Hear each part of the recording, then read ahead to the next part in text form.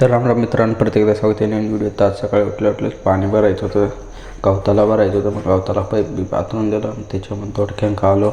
इथं पाणी भरायचं होतं तांबाट्यांना. वरती गेटं बिटं वळवाय आलतो. गेटं बिटं वळून घेतले. गेट वळून झालं मग त्याच्यावर पाणी भरायचं होतं, खतं बितं द्यायचे होते त्याच तांबाट्यांना खालच्या. तर मग खतं बितं चालू करून दिले.